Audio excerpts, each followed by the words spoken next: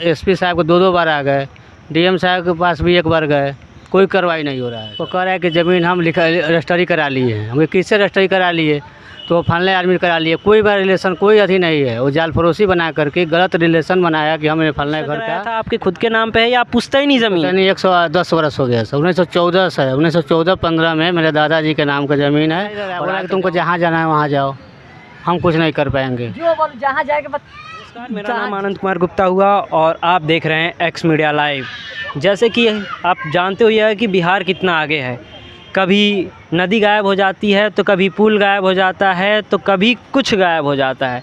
यूँ कहा जाए तो बिहार में कुछ भी पॉसिबल है। ऐसा कुछ नहीं है जिसे इतना कहा जाए कि ये नहीं हो सकता, क्योंकि बिहार में अक्सर ऐसी घटनाएं देखने को मिलती है जहाँ पे कभी भी किसी वक्त और किसी समय कुछ भी गायब हो सकता है। तो वैसे ही एक मामला है, ये चकिया के पास में ही पिपरा गांव पड़ता है, वहाँ का एक मामला है। और हमारे साथ ये लोग हैं जिनके साथ ऐसा ही घटना हुआ। रातों रात इनकी 1 बीघा की ज़मीन गायब हो गई। आइए पूरा मामला समझने की कोशिश करते हैं कि क्या मामला था और क्या रहा और कैसे हुआ। तो आइए हम इनसे बात करके जानते हैं। तो आप एक मिनट बताइए, आपका घर कहाँ पड़ रहा है? चकवारा थाना। ये एक बात बताइए कि ये मामला हुआ तो हुआ कैसे? जैसे आप बता रहे हैं कि रातों रात आपकी 1 बीघा की ज़मीन गायब हो जा रही है, बेदखल कर दिया गया 1 बीघा ज़मीन से। अच्छा, वो हुआ कैसे? वो कह रहा है कि ज़मीन हम रजिस्ट्री करा लिए हैं। हम किससे रजिस्ट्री करा लिए? तो फलाने आदमी करा लिए। कोई भी रिलेशन कोई अथी नहीं है। वो जाल फरोशी बना करके गलत रिलेशन बनाया कि हमने फलाने घर का ये फलाना हम पोता है, नाती है, बना करके ज़मीन मेरा बेच दिया। अच्छा, तो तरीके से। अच्छा, जब वो लोग कब्जा करने आए तो आप वहाँ पे कब्जा किया गया। अच्छा, तो आपने एफआईआर किया? थाना नहीं ले रहा है एफआईआर, थाना भगा दिया। सीओ के पास गया, सीओ मेरा कागज़ टेबल से फेंक दिया बाहर, प्लग भागो यहाँ से, कभी मत आना अंचल में। अच्छा, एसपी साहब को दो बार आ गए, डीएम साहब के पास भी एक बार गए, कोई कार्रवाई नहीं हो रहा है सर। क्या एसपी साहब कार्रवाई नहीं कर रहे हैं? कार्रवाई किए हैं, आज बात भी किए हैं, आज के डेट में बात भी किए हैं। इसका देखो ये थाना इसका अथी नहीं ले रहा है बारी। जैसे कि आपको बता दिया जाए कि हमारे मोतिहारी के जो एसपी साहब है आजकल सबके लिए डंडा लेकर घूम रहे हैं। यूँ कहा जाए तो सबके लिए डंडा लेकर घूम रहे हैं और सबको पीछे पड़े हुए हैं। अगर आप गलत कर रहे हो तो एसपी साहब का डंडा आपके पीछे पड़ जाएगा। मगर एसपी साहब अपने तरफ से तो कार्रवाई कर रहे हैं, मगर आगे से कार्रवाई नहीं हो रहा है, ज़मीनी स्तर पे कार्रवाई नहीं हो पा रहा है। तो इस मामले को हम लोग थोड़ा गहराई से समझते हैं कि अच्छा एक बात चाचा, आप हमको एक बात बताइए, जो आपकी ज़मीन है या आपने खुद रजिस्टर कराया था, आपके खुद के नाम पे है या आप पूछता ही नहीं ज़मीन? नहीं, 110 वर्ष हो गया सर। 1914 से 1914-15 में मेरे दादाजी के नाम का ज़मीन है और आज तक जमाबंदी मेरे दादाजी के नाम से है। अच्छा, जो जिन्होंने कब्ज़ा किया है क्या वो आपके रिलेटिव लगते हैं या पटीदार लगते हैं? ऐसा कुछ? कोई नहीं, मेरा कोई नहीं है।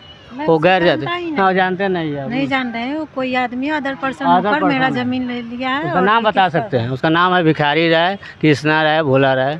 आपका नाम क्या होगा? शैलेश कुमार सिंह। अच्छा, जैसे कहा जाए कि ज़मीन किसी का और कब्जा कोई और कर ले रहा है, ये बात वही हो गई कि भाई तुम तो आगे चलोगे ही, तुम चलो डाल तो हम चलेंगे पात।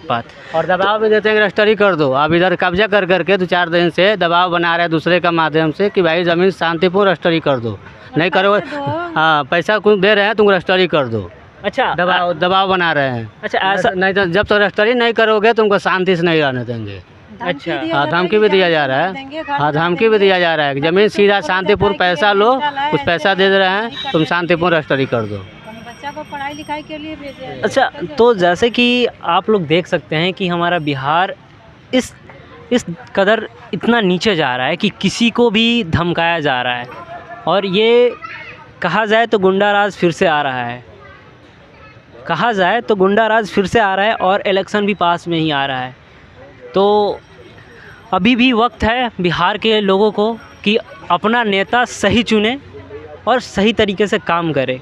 क्योंकि अच्छा एक बात बताइए, जैसे कि अगर आप लोग आए हुए हैं यहाँ पे, एसपी ऑफिस आए 2 बार आ गए, यहाँ से भी कार्रवाई हो रही है, पर आप लोग के जो ज़मीनी स्तर पे जो आपके नज़दीकी थाना पुलिस स्टेशन है वहाँ पे क्या दिक्कत आ रही है? वो थाना नहीं ले रहा है, बोला कि तुमको जहाँ जाना है वहाँ जाओ, हम कुछ नहीं कर पाएंगे। जहाँ जाएगा तहाँ जाइए। सीओ के पास गए, सीओ मेरा कागज़ पत्र भी फेंक दिए।